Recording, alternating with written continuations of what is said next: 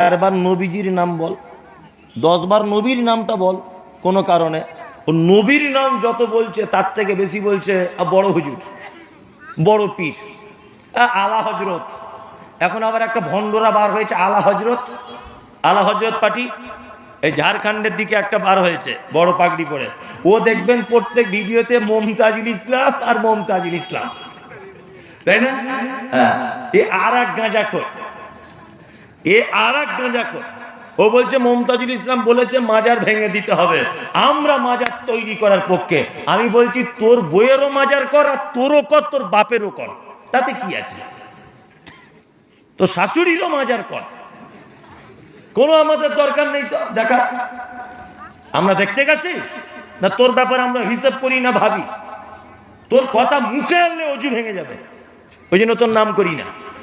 ওই ঝাড়খণ্ডে বাড়ি, এত বড় শয়তান ইবলিশের মতো, বলছে আমরা মাজার তৈরি করি, আর মমতাজুল ইসলাম মাজার ভাঙার লোক।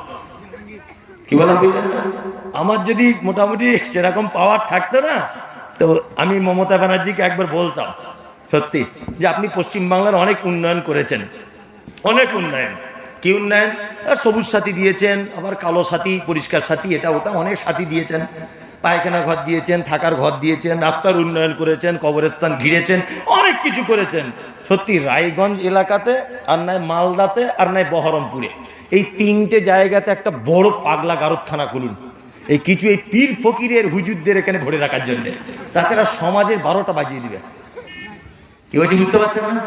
আমি মমতা ব্যানার্জিকে সত্যি যে কিভাবে খবরটা পাঠাবো, আমি তো নিচু লেভেলের লোক। তাছাড়া বলতাম একটা বড় এরিয়া জায়গা, ফাঁকা মাঠ দেখে একটা পাগলা গারদ করুন, আর এই আলা হজরত, এই পীর ফকির, এই বড় টুপি, এদেরকে পাগলা গারদ একটু ভরে রাখুন। মনে মনে আর কি ভাবি, আল্লাহ, আমি কোন একটা জলসায় বলেছি যে মুসলমানের খানা করা হারাম, চলবে না, ইসলামে সমর্থন এর করে না। ও বিয়াদব দেখছি কালকে ভিডিও করছে যে মুসলমানের খানা খাওয়া জায়েজ, সুন্নত। মনে মনে বলছি ওরে, একটা বাচ্চা ছেলে চামড়া কাটা, তারও সুন্নত খানা করা। তা যাই হোক, কেউ দাওয়াত খাক না খাক, তুই আর তোর বউ যাবি, আর কি বলবো। 22 হাত পাগড়ি পরে এই যদি বক্তা হয়, আল্লাহ তুমি জাতিকে হেফাজত করো, আমিন। শিরক পৃথিবীর সব থেকে বড় পাপ। কি পাপ? সব থেকে বড় পাপ। এই দেখুন একটা কথা আপনাকে বলছি, এই এদিকে ফিরুন, আমার দিকে ফিরুন। 10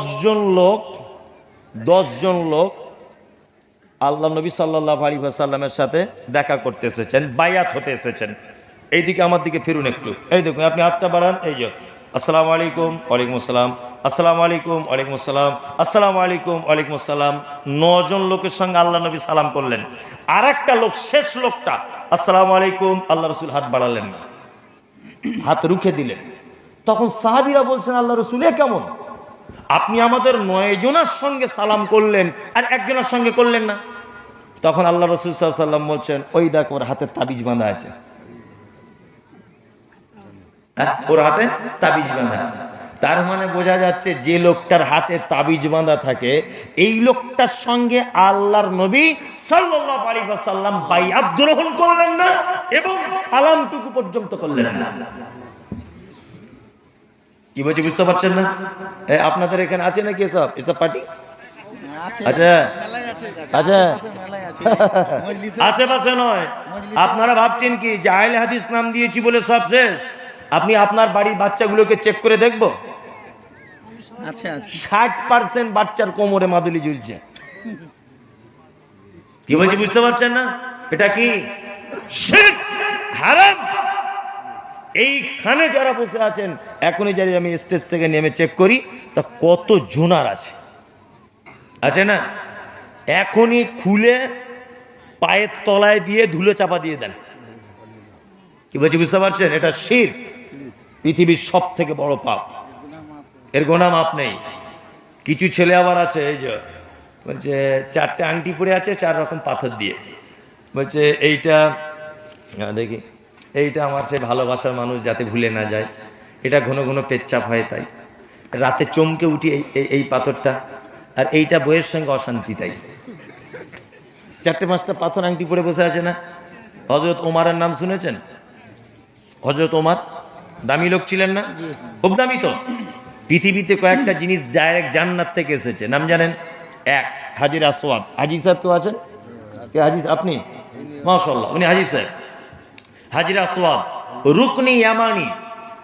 মক্কা যে কাবাটা, হাজি সাহেব আমার দিকে ভালো করে লক্ষ্য করুন, আপনি ভালো জানেন, সার্টিফিকেট দেবেন যে হ্যাঁ সত্যি বলছেন। কাবার এক কোণটা একটুখানি গোল করে চাদর খোলা আছে, ওই কোণাটার নাম হচ্ছে রুকনি ইয়ামানি। কি বললাম বুঝলেন? ওই কোণাটার পরেই সিগন্যাল আছে গ্রিন, ওইখান থেকে তওয়াফ শুরু হয়। তওয়াফ শুরুর 10 পা হেঁটে গেলেই যে কোণাটা পড়বে, ওই কোণাতে হাঁড়ির মুখের মতো এরকম করে বাঁধানো আছে, তার নাম হাজিরে আসওয়াদ।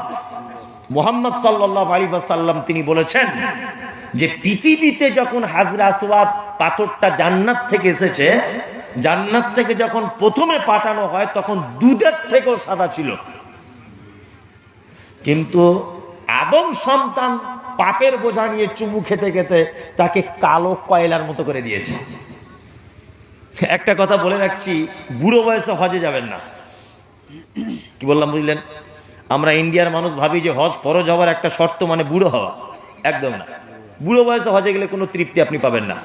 মোটামুটি হজে যেতে পারবেন যেন 2-4 জন লড়াই করলে আপনি একাই যেন সামাল দিতে পারেন, তাহলে যাবেন হজে, মানে তাই না? হজরে আসওয়াদে যখন চুমু খেতে, এই দিনাজপুরে আপনাদের পাশের এখানকারই 2-3 জন লোক আমার সঙ্গে গিয়েছিল। আমি তো প্রায় 2-4 মাস পর পরে ওমরা হজে লোক নিয়ে যাই, তা 40 জন নিয়ে গেছিলাম। আপনাদের দিনাজপুরে অনেকজন ছিল। এই কালকে 3 জন পাসপোর্ট জমা দিল কিষানগঞ্জের এখানে। যাই হোক, তা যখনই যাই নিয়ে যাই, তা হাজরে আসওয়াদে চুমু খেতে আপনি যাবেন, হ্যাঁ? দক্ষিণ আফ্রিকা, ওই আপনার নাইজেরিয়ানের পুরুষ মানুষের কথা বাদ দেন, ওরা মেয়ে ছেলেরা যা আপনাকে ঠেলা মারবে, আপনাকে 30 ফুট দূরে সরিয়ে দিবে। ওদের মেয়ে ছেলেদের গায়ে যা ক্ষমতা, ঠিক বলছি না? হ্যাঁ, আপনার কি বলবো, একটা লোক আমার এই জায়গাটা যতটা, একটা লোকের এই জায়গাটা তার থেকে বেশি, আর সেই লম্বা, মানে এইরকম যখন গুঁতা মারছে না, তা আমার মতো মমতাজুর, আল্লাহু আকবার, মিনিমাম কতবার যে চান্স লাগিয়েছি, মানে এক বিদ্যার কারণে আর হলো না, ঠেলে ফেলে দিল। মানে আপনি যে চুমু খাবেন, পিছনে এরকম 600 জন চাপ মারছে। এইসব ঠিক বলছি না? আলহামদুলিল্লাহ আমি 2 বার এবারে গিয়ে চান্স পেয়েছি, 2 বার চুমু খেয়ে এসেছি একই দিনে। আমিও 2 বার একই দিনে 2 বার, মানে মরণপূর্ণ অবস্থা। যাই হোক, এই পাথরটা জান্নাতের পাথর। এইবার আপনাকে যেটা বলছি, হযরত ওমর হজ করতে গেলেন, হজ করে এই যে কাবা শরীফে এরকম ভাবে দাঁড়িয়ে আছেন হযরত ওমর, এরকম করে, ঠিক এইভাবে হাজরে আসওয়াদের দিকে এরকম আঙুল দিয়ে বলছে, হাজরে আসওয়াদ, আমি ওমর বলছি কোশ্চিন কালো তোমাকে চুমু খেতাম না, কারণ তুমি পাথর, তুমি আমার কোনো উপকার করতে পারো না, তুমি আমার কোনো ক্ষতি করতে পারো না। কিন্তু আমি ওমর শুধু তোমাকে চুমু খাচ্ছি এই কারণে, আমাদের নবী মুহাম্মদ সাল্লাল্লাহু আলাইহি ওয়াসাল্লাম চুমু খেয়েছিলেন তাই। তার মানে বোঝা যায় জান্নাতের পাথর সম্পর্কে হযরত ওমর বলছে মানুষের ভালো মন্দ কিছু করে দিতে পারে না।